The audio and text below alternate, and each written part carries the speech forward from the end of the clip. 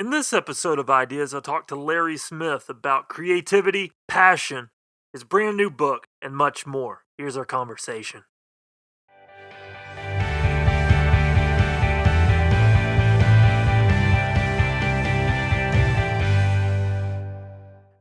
Today's guest is Larry Smith. He's a professor of economics at the University of Waterloo in Canada, where he coaches his students to find the careers that they will truly love. He also did an amazing TED Talk called Why You Will Fail to Have a Great Career. And he also wrote a new terrific book, No Fears, No Excuses, What You Need to Do to Have a Great Career. Larry, thank you for coming on the show. It's my pleasure, Adam. Is there anything you'd like to add to that intro I just gave to maybe give listeners more of a glimpse into your story? Certainly, I'm a farm kid, so I spent my earliest childhood in a highly isolated part of rural Ontario, where the telephones were still, you crank them to actually make a telephone call. So I've made quite a journey from there to this high-tech university and to a career that I personally thoroughly enjoy. So it's been a long journey. Very good.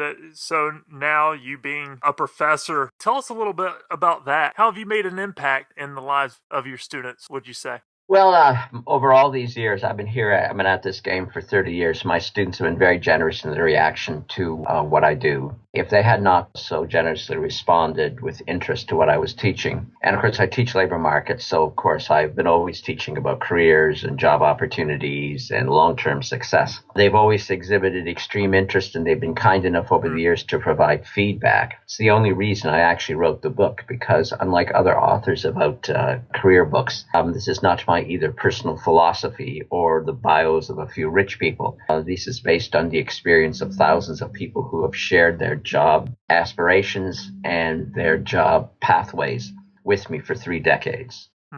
So I must have had some impact that's positive. They tell me I have. Yeah, I love that. A completely different perspective from maybe those that write career books in business. You get to see people from the start. I mean, have you ever had people come back to you later and tell you what an impact? That's got to be rewarding. Yes, it is rewarding, and it happens frequently. I mean, right now, my experience with respect to jobs are everything from people who are 17 into their mid-50s. So that's quite a range of experience, you might note. And of course, from my point of view, it has been interesting beyond description. I have been stimulated by my students. I have been inspired by them. I have been informed by them. And it's their experience that underlie the book and the guidance that's provided. I know it works because I've watched dozens of people in dozens of different occupations pursue it. Well, talking about today's students, how have they evolved from students that you've taught in the past? Are you seeing any differences? Is there more of a preference of entrepreneurship? What are some differences, if any?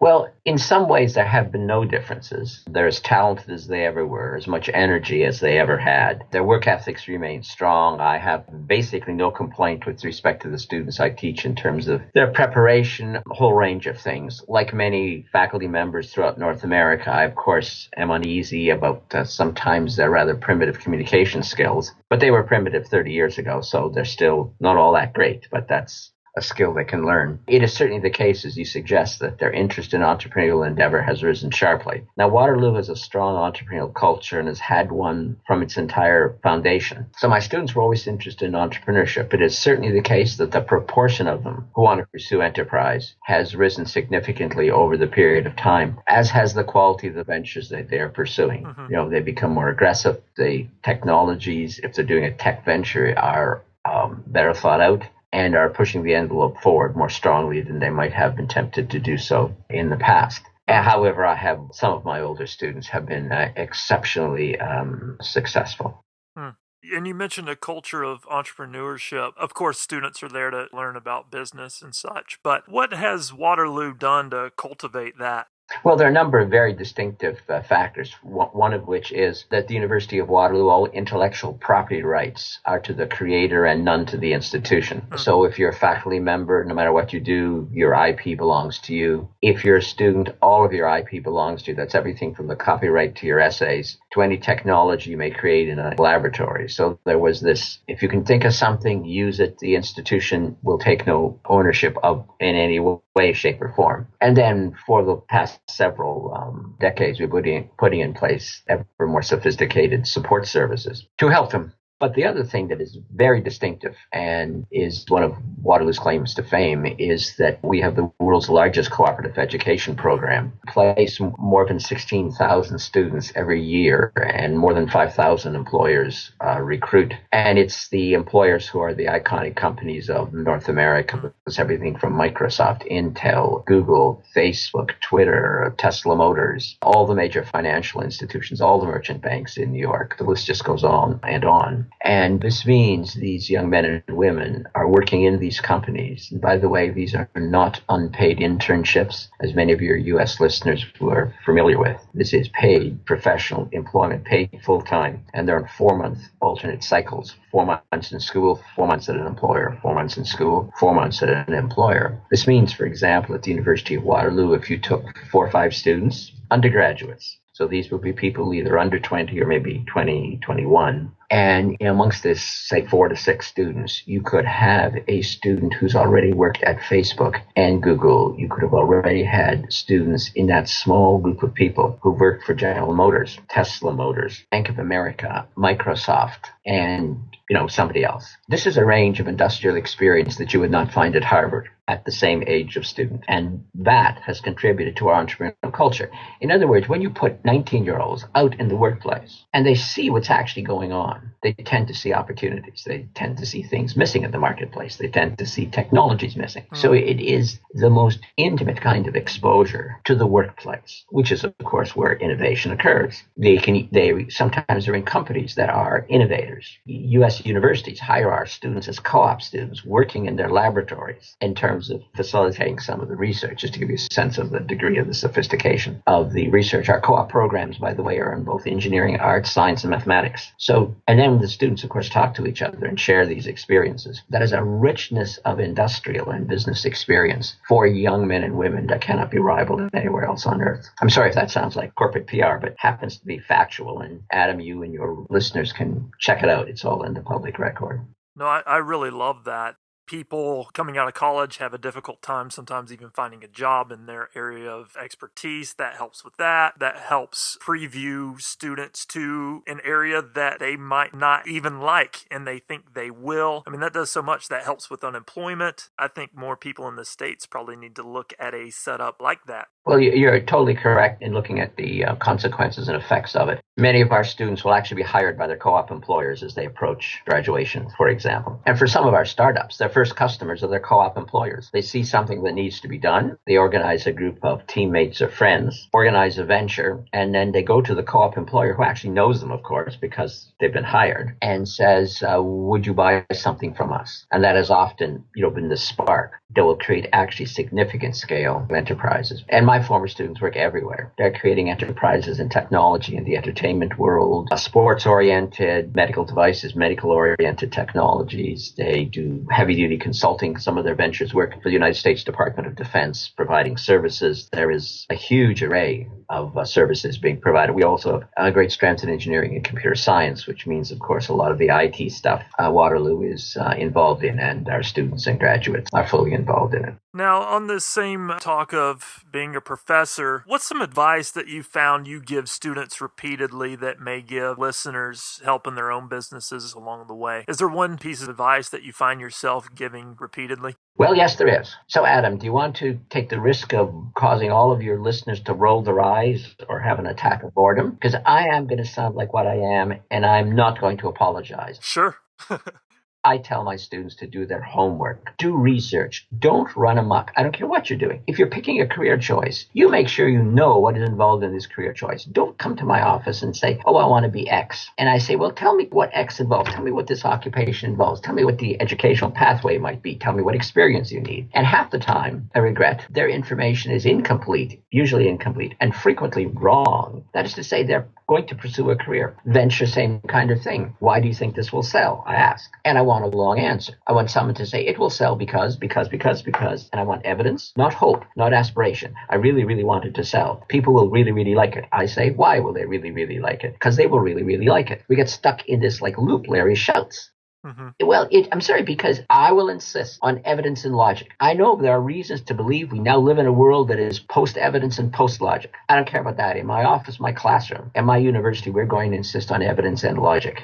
And that means work. That means, you know the classic definition of an entrepreneur, which is, of course, the popular one, not the scholarly one. But entrepreneurs take action, full speed ahead. Damn the torpedoes. Let's get something done. Let's run up the flagpole and see who salutes. All those cliches. Sorry, enterprise is not a string of cliches if you care to be successful for reasons that do not have anything to do with luck. So we insist on homework. We insist they research their markets. We insist they research their technologies. We insist, for example, that they understand the problem they're trying to solve, not trip over a problem and 3.5 minutes later think they know how to solve it. It's likely to be a trivial problem that no one really cares about having solved. So that is what I say. I'm sorry it sounds very teacher professorial-like, but I don't make apologies for it, Adam, because it's true, and the students know it's true already. They are being reminded that there is no magic. I'm an economist. I'm the dismal science, as you know perfectly well. I love your name, of course. Your name's founder of the profession of economics. My profession has a founder. And we don't believe in magic. We want people to use evidence. If there's a market, tell me why. Tell me how big it is. Tell me what the demographic issues are. Tell me what the price points are. There's information. Don't tell me. And of course, the great default is, I'm doing something new, so there's no information. Excuse me. So then we explain why, yes, you should be doing something new, but there's a ton of information that's related to the activity that you're doing, and you go find it first. That's how you get a business plan.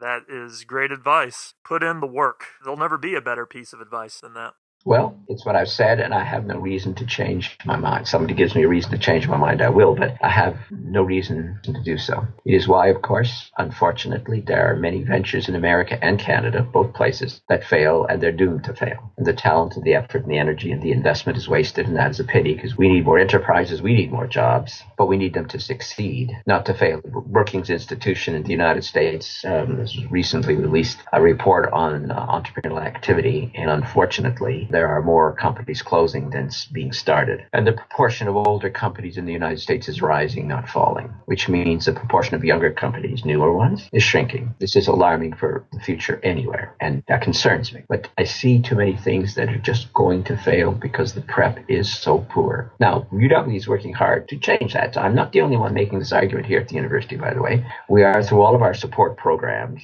both our graduate ones, because we have a Master's of Business Entrepreneurship Technology, and the Velocity program, which is our primary incubator accelerator program. We hammer away the same theme. Why do you believe that you're going to be successful? Explain your marketplace. Measure it, and don't tell us you can't. I like numbers too, Adam. I'm an economist. Like, numbers are a good thing. This is a perfect segue to talk about your TED Talk video. It sounds like you're fed up with the status quo, as many of us are. Fed up with excuses, as your book title, No Fears, No Excuses, shows. But I just want to hear from you. What inspired you to do that TED Talk? Well, I did it simply because a student was organizing the first TEDx talk at the University of Waterloo and said to me, would I be one of the speakers? I like helping students, and if they make a sensible request. I was aware of the importance of the TED Talks and the reach of their audience, and so it seemed to me very important that we have a TEDx talk at the University of Waterloo that would serve, that would draw on the university's communities and students as speakers, and also share the information and the knowledge that the TED is renowned for doing. And the student pointed out, because I am a high-profile faculty member, because I've taught 10% of the alumni of the university, that would help him if I would be one of the speakers. So,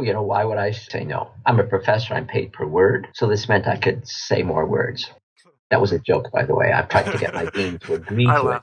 I tried to get my dean to agree, Adam, and it's non-starter. If it was per word, I'd be the highest paid faculty member at the university. And that's why I did it. Now, but then the issue, of course, was the topic. Of course, I do all this career stuff, so it seemed logical that the topic should be about career. And you're exactly correct. I have been frustrated by people making excuses. Every excuse that's in the TED video, I have heard. Those millions of views didn't come by accident. They came, I believe, because most people recognize the excuses. Either their family or friends had used them, or they were excuses the individual himself or herself had used. So it's about as authentic as you can get, arising from, again, these thousands of conversations I've had about career. So I just took my frustrations about listening to these same reasons not to take action, not to develop their talent. And I just put them together. And then I said what I believe to be true. You will fail to have a great career if you can't get past this stuff. You're your own worst enemy. You're building your own box. It's a cage, actually, not a box. And then you throw away the key. I view that as tragic.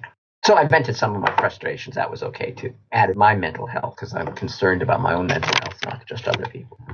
Yeah, and you were very passionate in the way that you delivered. Passion comes up in the conversation. What is passion to you? Well, I do believe it is the basis of the definition of all the passionate people I know. Again, I'd reiterate, I try not to make this based on my personal experiences because they may not be representative. I'll answer the question, but I want to do it based also on all the other passionate women I have been privileged to meet in wildly different fields. So there are some common themes of passion. And, I'm going to use a phrase that I didn't invent, but it's a really good one, so I don't feel the need to be original. I just feel the need to attribute it to somebody else if I only knew who it was. And that was, you cannot stop thinking about the thing you love. So there are criteria of what constitutes passion. So interested, you cannot stop thinking about it. So interesting, you cannot stop reading about it. I had a student who once was pursuing a venture that was not a good one.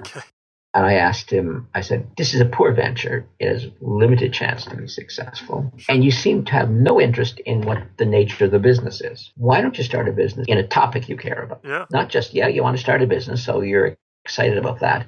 But you better be excited about the product, market, or technology that your enterprise is going to be about. And he had actually another passionate interest. Well, an interest, he thought. He came back to see me 2 weeks later with a file folder an inch thick, saying he'd been doing research on his new market and he wanted to discuss it. And then he apologized for bringing so much stuff to talk about because he said, quote, when I started, he was referring to the research, when I started doing the research, I couldn't stop. That's passion, where you can't stop. Another cliche, but it's also true. It is what you would do even if you won the lottery. I'm not going to leave the university if I won a lottery. Don't buy tickets, so I guess I'm not going to win. But it would actually make no difference for me. Well, maybe I'd buy an airplane so I could commute to my country home, but I'd still be here. And that's what it is. So strong an interest. You have to pull yourself away from it. And that means, of course, Monday, Saturday, Sunday. The days don't matter because you have fun every day. You don't live for the weekend. 5 days, live for the weekend. TGIF. Thank God it's Friday. Oh, my word. I hate the phrase. I hate the idea that stands behind the phrase. So one element of passion is so interesting you cannot stop yourself, or that you have trouble stopping yourself. You really should eat and sleep and have a family life and those good things too. But the other element of passion is that you got to fix something in it. Right. Because passionate people bring an intensity of interest and they see weaknesses. The vaguely interested never do. They see issues to be resolved that someone just being a good soldier at work will never see. And even if the boss said, look at this thing, fix it, they will never fix it if it's a big problem. So passion is intensely connected to innovation.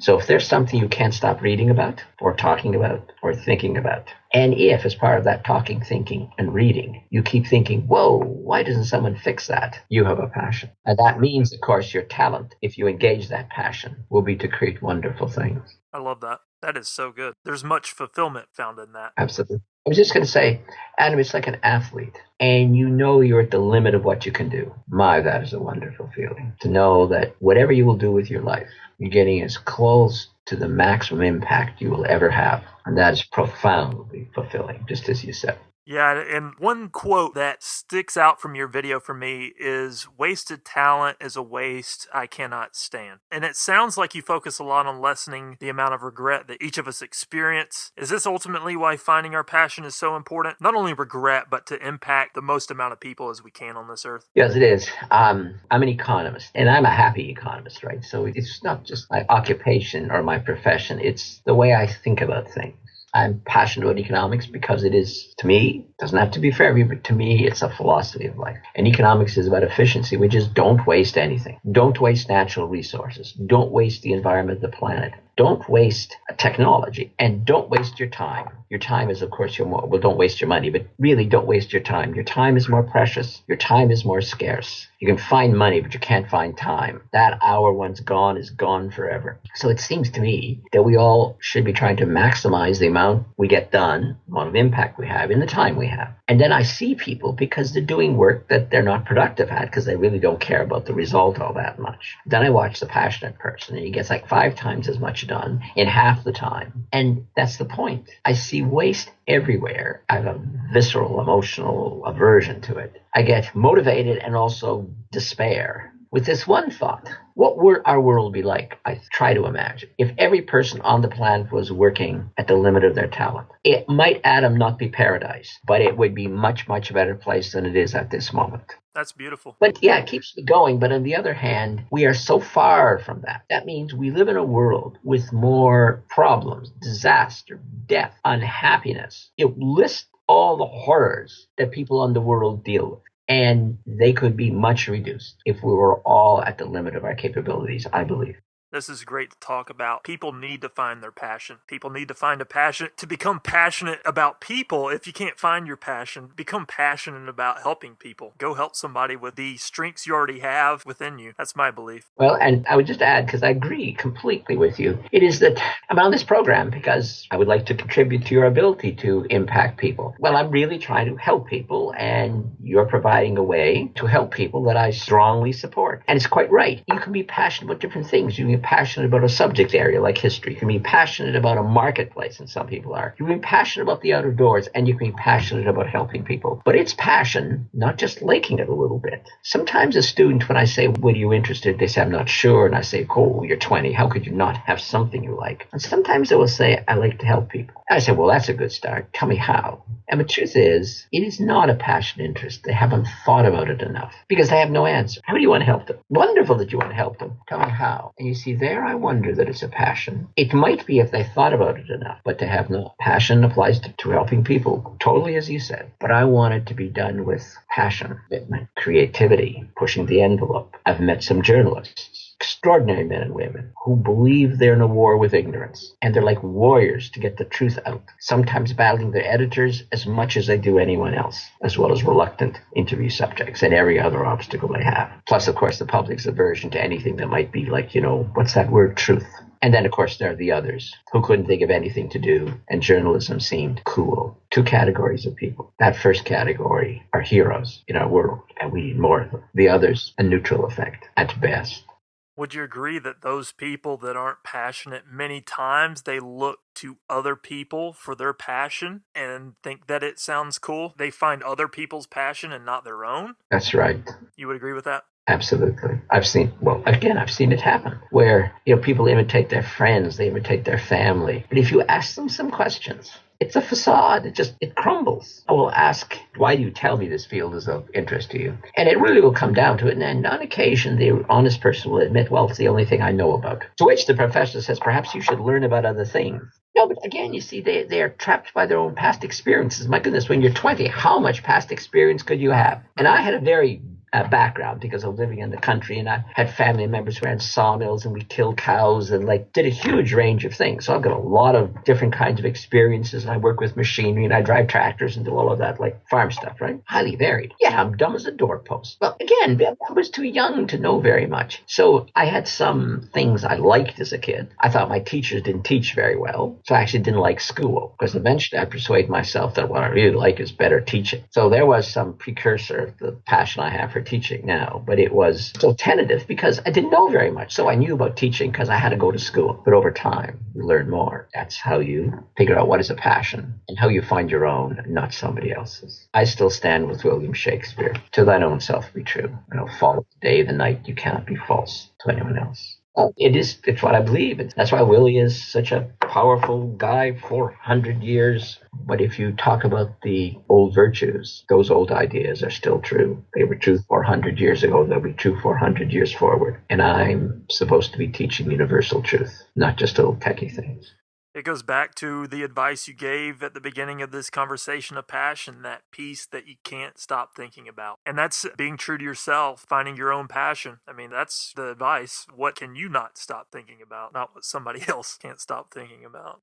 Precisely. Moving on to your book, a great book, by the way, No Fears, No Excuses. Talk a little bit about that. Well, what ended up happening after the video, whose, viewership, whoa, completely surprised me. And then, of course, email exploded. People know how to find me in our virtual world, so they did. And they quite rightly asked more questions because in 15 minutes, I said, if you do these things, you're going to be a loser. Yeah.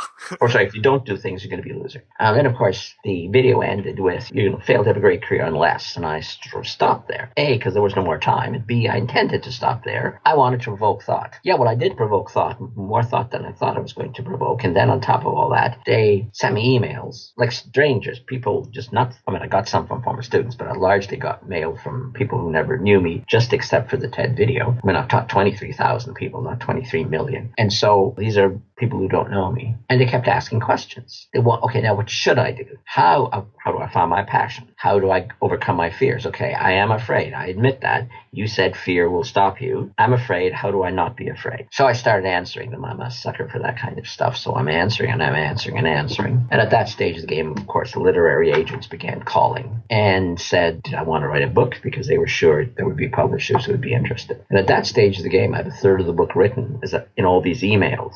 Plus, I now knew what questions to answer that were specific, right? Because I had hundreds and hundreds of people asking very specific questions that were themes, so groups of questions. So, in fact, the viewers of the TED video set the agenda for the book. Then I simply drew on the thousands of conversations I've had to provide the examples. The structure comes in the dialogue from the TED. The content comes from thousands of conversations for 30 years, including, as we talked about, the feedback that I get decades after leave. And partly, it's also driven, even though this took a lot of time. Writing a book is an endeavor. I'm not quite sure I'm going to recommend it to anyone. But I had to write it once this opportunity was open to me, because I had to get it out of my head. Like really, truly. And the TED video persuaded me that even more people were struggling with career than I had imagined. And that was the number of people who viewed it was depressing, because the people viewing it, they're viewing it because they know in their hearts that they at best have an okay career, but not a great one. And the sense they're missing something. Well, of course, if they think they're missing something, then they are. I mean, if you're not satisfied in your career, by definition, it's not a great career, period. End of. The individual is the decider of this, not me. And all of the guidance in the book about do these things have a great career, it's the person having the career tells me it's a great career, not Larry saying, okay, well, you get a great career, so I'll use this advice in the book. I did not, ever. The person whose example I'm providing had either a bad career by their own description or a great career by their own description. Now, there were very common themes to this, by the way, but I still deferred to the judgment of the individual, not to me trying to make up some criteria. Right. And I mean, that goes back to the discussion of talking about bad careers, going back to the discussion of passion. People are looking for a perfect job, but the missing link is passion. It all goes back to that. Absolutely. Well, I met plumbers. So there's some pointy-headed people who think plumbing is like a poor job that uneducated people do. Well, if they're uneducated, your house will blow up from methane gas backing up to begin with. Secondly, I know plumbers who love what they do because the logic of what they're doing, they're in the front lines of keeping society healthy. Mm-hmm. They are. We have safe water and we have a safe disposal of sewage, or we're up to our ankles in disease. And I could use a more vivid word if you wish, but I'm going to decline because I'm Canadian. I'm too nice to do that. Yeah. No, but Right. For example, I'm my plumber, and he loves plumbing. He will tell me about valves. He will tell me more about valves than I wish to know. But I know two things. One, he's fixing whatever needs to be fixed, and it's not likely to have to be fixed again. And he's telling me about all these different valves and the way they work and the way they don't work, because he's fascinated by those valves. And he launched virtually, lyrical about this valve not having to be replaced because it doesn't have a seal and it will. He knows everything. I know gardeners who, when they stand and look at a beautiful garden, they're as excited,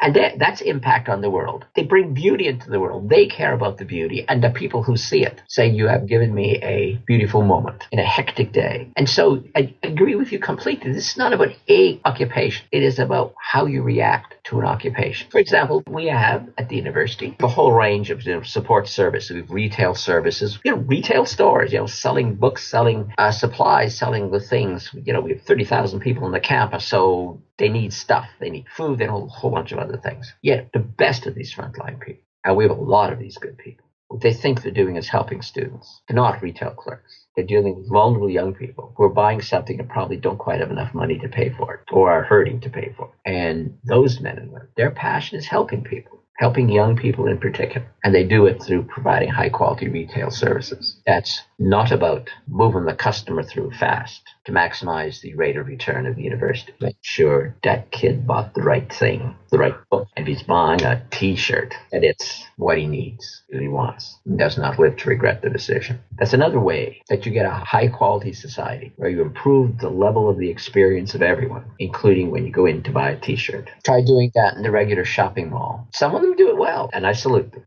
Right. And so many people look for those huge moments to make an impact, and it can be found in the small everyday moments. In your book, you discuss the topic of innovation, something that I am passionate about. What are some basic tips you can give listeners to become more creative with their work? Okay, I'm going to again be boring. Practice. If you found your passion, you're going to be led naturally to want to innovate.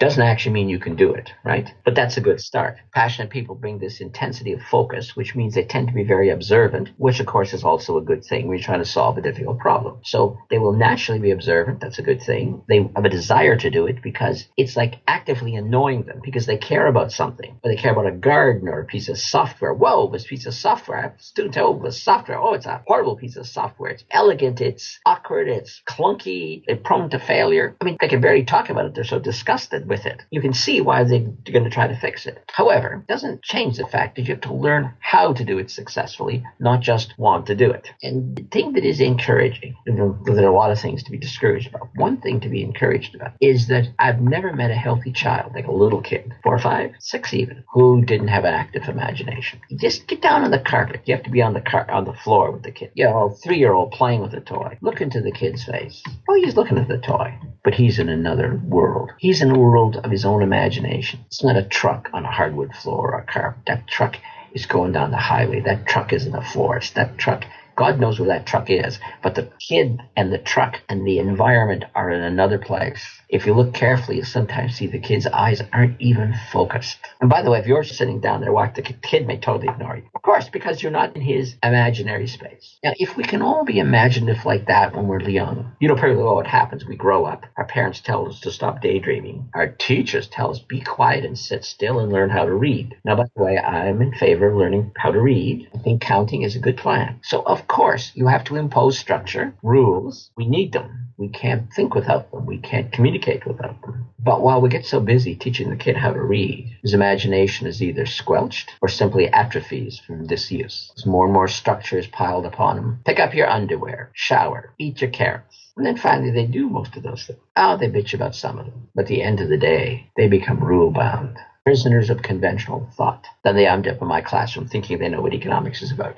We destabilize them in the first 10 minutes. Okay, totally wrong about that. Let's start again. How do you become imaginative like a kid? Oh, well, I don't know. Start being imaginative again. You had this skill when you were 4, 5, 6. Yeah. Well, find it again. And it's going to take practice because you've practiced imposing rules on your head. Now you're going to have to practice pushing the rules to one side, not ignoring them, obviously, and building imaginative experiences. Well, for one thing, stop eating the same breakfast cereal every morning. Like, why must you get up in the morning and have oatmeal? Yes, oatmeal's good for you, but you really don't need oatmeal every day. It's okay, every day eat something new. Every day walk down a different street. The sheep-like behavior of people is startling. On a freeway or a major highway, it's like ridiculous. Busy time, there are service centers, where people have to go for gasoline and to relieve themselves. And of course, on a busy holiday weekend, my goodness, getting in and out of a service center to get gas and to some refreshment or relief for yourself can be like half hour, and you're taking a 2-hour trip and half of it's stuck in this chaos place. I watch this all the time. My goodness, half a mile away, visible from the major highway, is not a service center, but is a service station with a restaurant. And there's nobody there because everyone goes to the obvious place. And the slightly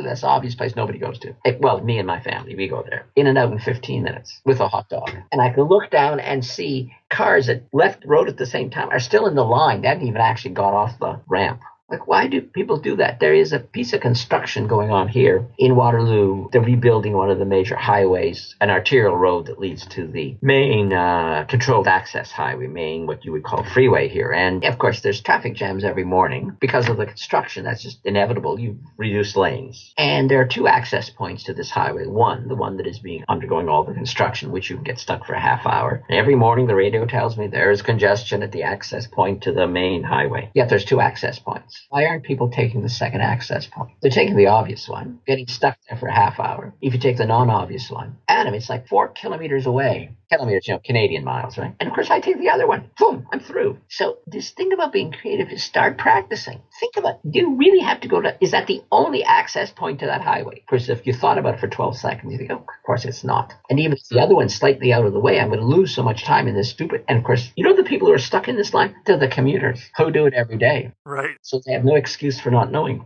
Dress slightly differently. Talk to somebody new. Talk about a subject to someone, like a subject. If you're passionate about things, you found your passion. Well, talk about your passion to people. If they're not interested, find someone who is interested. It's like actively recreating a commitment to do different things. So eating, Wheaties instead of oatmeal in the morning hardly might, create, a breakthrough in biomedical engineering, or maybe it will long term. So how do you be innovative? Start somewhere and start having thoughts that aren't the same thoughts you had for the last 50 years. Reorganize the furniture in your house. Dig up your backyard and plant a tree and imagine new possibilities. It gets easier. The people who've done this tell me in the beginning it near killed them because they had to acknowledge they were habit machines. And if the artificial intelligence is going to replace us, it'll replace that part of us. We're so dopey we can't eat something different for breakfast because it destabilizes our lives. Whoa. Drink apple juice and orange juice. You really, just try it. Anything. Mix it up. In your book, you also dismiss the idea of luck. We often even say good luck in the future or good luck in your future endeavors. I mean, it's become a saying, if you will. How do you explain when good things happen then? And do you believe that everything is within our control? No, not everything is within our control. I wanted to play basketball in high school, but I'm not tall enough. That didn't happen. No, well, I'm not, so that didn't happen. I mean, there was discrimination against those who are height challenged, and I had to just live with that, right? So no, we can't control everything. We can't have everything we want. We don't live in a world of magic. And sometimes lucky things happen. Sometimes money falls from heaven and hits you on the head. Well, if that happens, grab it. If a miracle job falls into your lap because someone said, oh, here's this job, why don't you apply? You applied it mindlessly and suddenly discovered, my God, this is the only thing I want to do with the rest of my life. That's accidental. That's luck. Well, fine. First, you have to be alert to make sure you notice that you have got the ideal job. So it's not just pure luck. Luck's, the old, again, cliche that luck is, 1% luck and 99% preparation. So you actually knew that you were being lucky, as if this is the right thing you wanted to do. But I object to relying on that, which is what most people do, I'm afraid. I know good luck is like a social convention cliche thing, but society's words reflect how society thinks about things, all too common. So good luck. Why would you say to a student good luck before an exam? That's ridiculous, right? Because it's not luck. It is the kid should have worked. I will wish my students success. Because that's true. I do wish they shall be successful. They wish they should be successful too, but I'm not going to say, I hope luck rescues you because you're such an idiot. Right. I am offended. I don't know if it's going to happen in Rio again. Your listeners might pay attention to it. But the last several Olympics, the spectacular opening day ceremonies, which are, theater usually in most openings. And I doubt Rio will be any different. And, there's the March of the Athletes.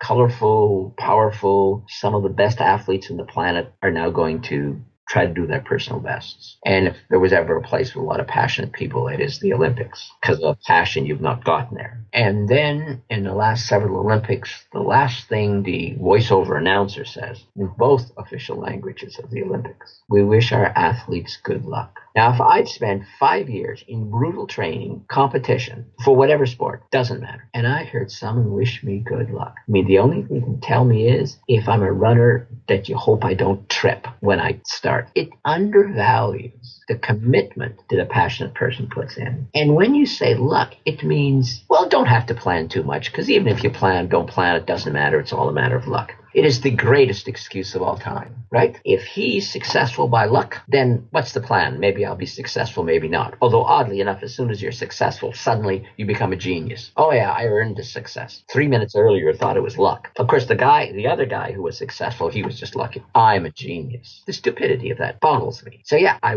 will not wish people luck. Of course, the irony is if you wish luck to an idiot, he wouldn't even know you've insulted him.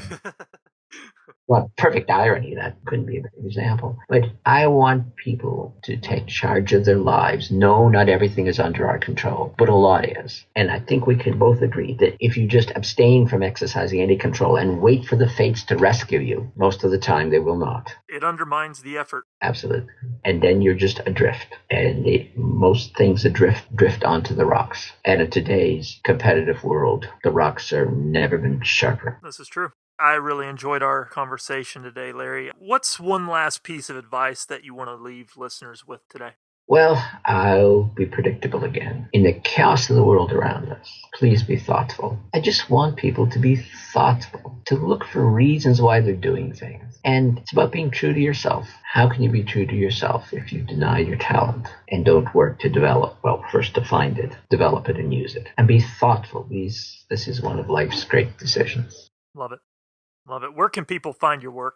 The book, No Fears, No Excuses, What You Need to Do for a Great Career, is available everywhere you should find books. So regular bookstores, there's ebooks. Amazon, of course, has everything. There are audiobooks as well as ebooks, as well as physical books. You order them from different countries and get them in different formats, too, for whatever peculiar reason. So, yeah, it's just been published in April, so it's readily available. And Amazon will, of course, bring it to your doorstep should you find going to a store too scary an experience.